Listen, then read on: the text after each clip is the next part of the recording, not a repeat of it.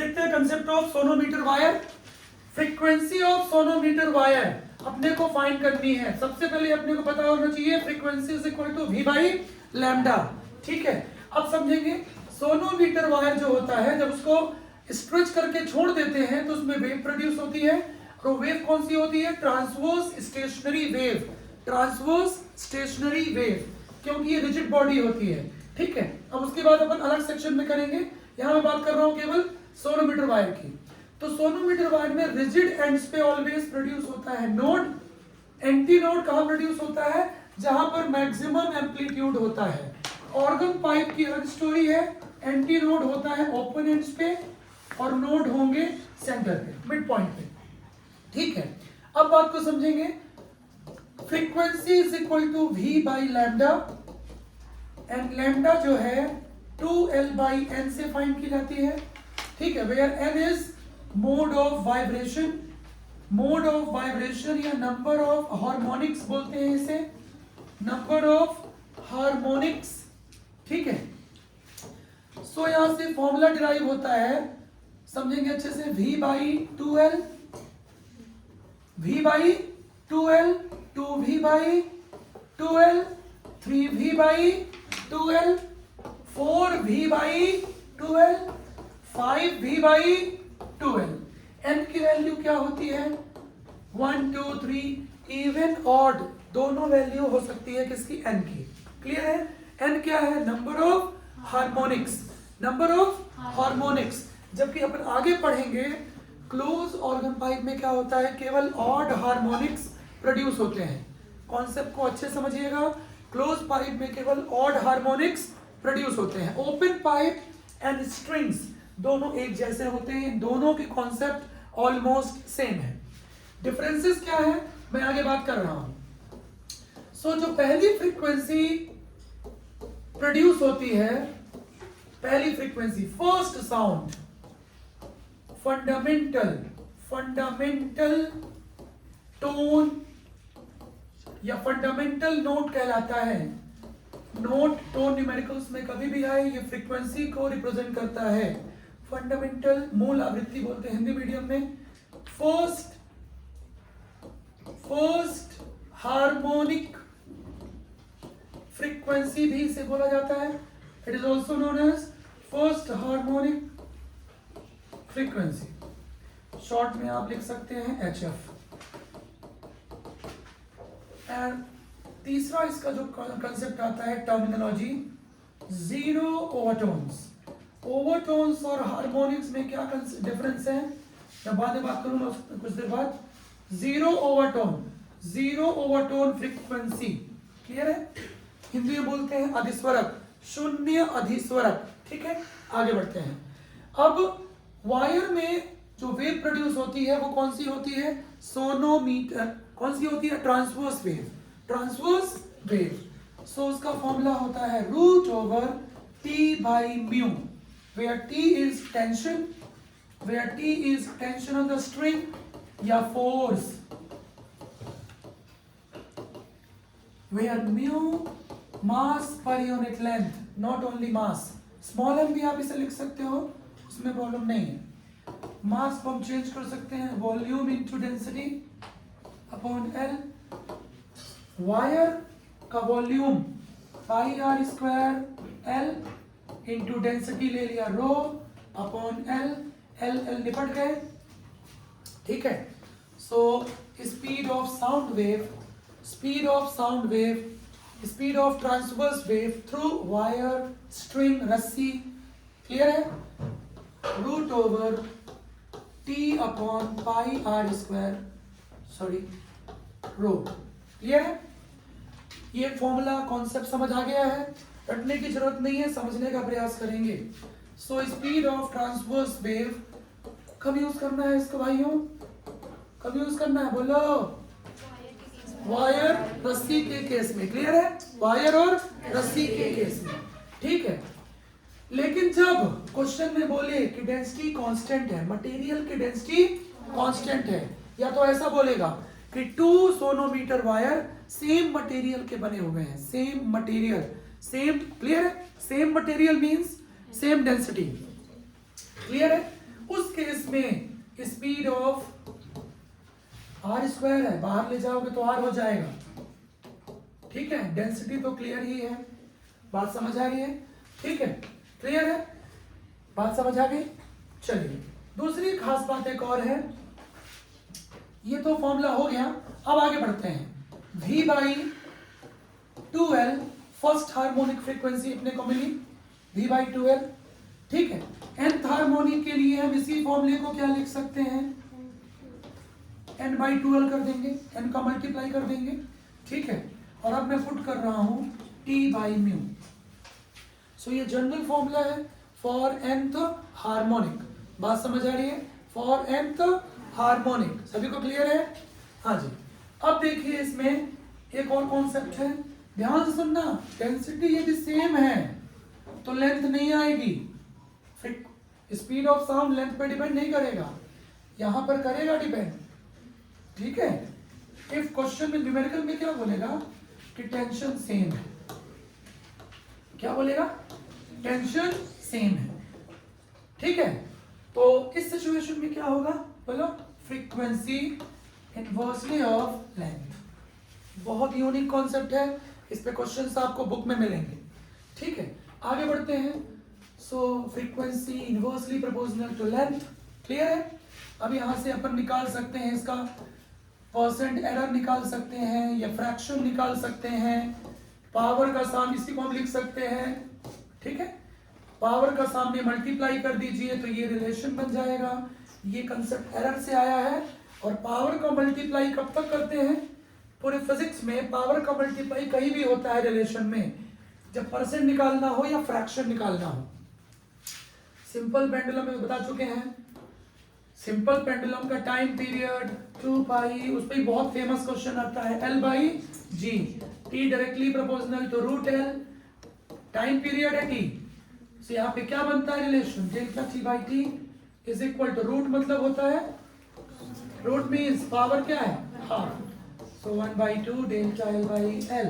बोलो भाई समझ आ रहा है, पानी जी, हाँ जी, क्लियर हो गया ये, आगे बढ़े, ठीक। तो यहाँ पर ये 1/2 सामने क्यों आया, क्योंकि इसकी पावर 1/2 है, पावर 2 होती तो 2 आता, बट ये ट्रिक, ये कंसेप्ट अप्लाई कब होता है, अप टू 6% चेंज, न्यूमेरिकल में बोले 1%, 2%, 3%, 4%, 6%, मोर देन 6% ये कॉन्सेप्ट अप्लाई नहीं होता है, बात समझ आ रही है।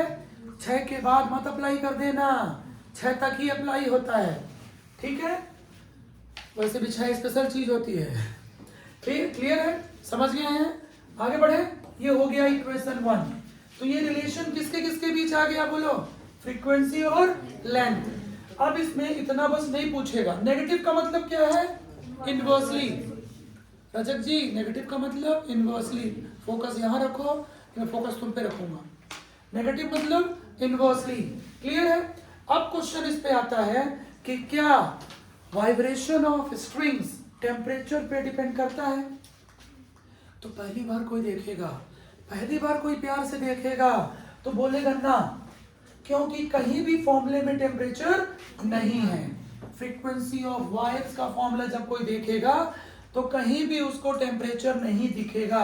हाँ, कुछ बेवकूफ कंफ्यूज हो सकते हैं जो थोड़ा कम पढ़ते हैं मोबाइल प्रेमी, टी टेम्परेचर नहीं है मेरी जान, टी क्या है, टेंशन है, tension on the string, tension on the wire, clear है। तो कहीं भी टेम्परेचर नहीं है, तो पहली बार जो दिखे वो पाप होता है, पाप। आसानी से जो दिख जाए, जो थोड़ा बहुत दिख जाए वही पाप होता है, बॉयज को पता है अच्छी तरह से, थोड़ा बहुत दिखे कहीं से भी वो पाप होता है। तो आसानी से जो दिख जाए उसमें लोचा है, उसमें पाप है, पाप। तो क्या होगा, बोलो जल्दी जल्दी बोलो, क्या होगा, टेम्परेचर पे डिपेंड नहीं करेगी फ्रीक्वेंसी, नहीं करेगी, करेगी, क्योंकि आगे अपने को पता होना चाहिए। एक छोटा सा कंसेप्ट और होता है, this is known as longitudinal strain, longitudinal strain, विकृति, अनुदैर्ध्य विकृति, क्लियर है। Delta L by L is equal to alpha delta theta, where delta theta temperature है, टेम्परेचर चेंज, तो ये फिजिक्स का बहुत प्यारा कंसेप्ट है, ठीक है। इक्वेशन नंबर 2 घुसी इनटू 1, इक्वेशन 2 को इक्वेशन 1 पे घुसेड़ दो। क्लियर है ना? घुसता हो तो अभी घुसेड़ देना चाहिए। Delta F by F is equal to, बोलो, अल्फा डेल्टा थीटा। अब यहाँ से क्लियर है? घुसेड़ने के बाद हमेशा रिजल्ट मिलता है। अब यहाँ तो फ्रीक्वेंसी आ तो गया, अरे रिजल्ट तो मिलेगा ही। फ्रीक्वेंसी, हाँ, फ्रीक्वेंसी ऑफ वायर, देखो भाई, देखो ना, frequency of wire depends on temperature, पीछे आगे बाद में देख लेना कहां से आया, कैसे आया, बार बार उछलूंगा क्या मैं? इक्वेशन 2 को इक्वेशन 1 में घुसा दिया। क्लियर है? बोलो जल्दी, समझ आ गई है? ये पढ़े मुंह मत पढ़ो बेटा, अभी समझो। ये क्लियर हुआ? बोलो। तो टेम्परेचर अल्फा क्या है? अल्फा का नाम लिखो, coefficient of linear expansion, coefficient of linear expansion. समझ आ गया क्या? तो ये ग्रेट कंसेप्ट है, बात समझ आ गई? बोलो क्लियर हुआ सबको? बोलो, ये कॉन्सेप्ट क्लियर हुआ? ठीक है। एक और खास चीज, सोनोमीटर का आपको सारे फॉर्मूले नहीं पढ़ने हैं। V/2L फर्स्ट हार्मोनिक, ठीक है। दूसरा फॉर्मूला आएगा 2V/2L second harmonic frequency, first harmonic frequency, इसी को बोलते हैं मीन फ्रीक्वेंसी, फंडामेंटल फ्रीक्वेंसी, मूल आवृत्ति। ठीक, ये 0 OT है, 0 OT। ये क्या हो जाएगी? First OT। ओवरटोन्स बिल्कुल 1 0 से स्टार्ट होगा, 0 1 2 3 4 5 6 7, समझ में आ गया है? लेकिन हार्मोनिक कभी 0 नहीं होगी, फर्स्ट हार्मोनिक होगी और फिर इवन और दोनों हो सकती है। सोनोमीटर वायर में क्या है? वाइब्रेशन ऑफ स्प्रिंग्स में क्या है?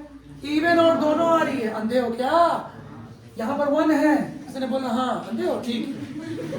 तो ये 1 ये 2, ठीक है। आगे F3 3V/, इसका इस फॉर्मूले का नाम थर्ड हार्मोनिक। ओवरटोन कौन सा? सेकंड ओवरटोन, अधिस्वरक। बात समझ आ गई? फिर ऐसे fourth harmonic, third overtone, fifth harmonic, fourth overtone. Clear हो गया होगा? समझ आ गया है? बोलो। तो ये हुआ कंसेप्ट ऑफ सोनोमीटर वायर। इस पे बहुत क्वेश्चन आते हैं। अब इसमें एक क्वेश्चन और भी आता है, समझेंगे, बहुत इंपॉर्टेंट है कि frequency directly proportional to root of tension. देखो मगर प्यार से, यहाँ वहां मत देखो बेटा, फेल दूंगा मैं। ऑनलाइन क्लास से फर्क नहीं पड़ता है, अपन पैदाइशी एक्टर है। करण जौहर, यश चोपड़ा लोगों की अपनी पर आंख नहीं पड़ती है, लेकिन सलमान खान से अच्छे एक्टर है। वो तो खाली में नहीं आता रहता है, करते हंसा लो, रुला लो, अजीब टाइप का। ठीक है, अपने अमिताभ बच्चन के फैन रहे हैं, दिलीप कुमार साहब के। एक्टिंग अपने को आती है, कॉमेडी देख ही रहे हो, एक्शन देखते ही हो बीच बीच में, ठीक है। और रोमांस ठीक से दिखाया नहीं हूँ, जब बोलो तब दिखा दूंगा। मौसी बोलो, अब तो रेडी करो, अपन रोमांस बिल्कुल। हाँ चलो, ये क्लियर हुआ? हाँ बोलो। इक्वेशन 1, पर्सन की बात नहीं हो रही है, ये समझ आ गया? पर्सन की बात नहीं हो रही है। ये मैं जो दूसरा क्वेश्चन दिया हूं, जो दूसरा न्यूमेरिकल दिया हूं जेईई नीट का, उसकी बात हो रही है।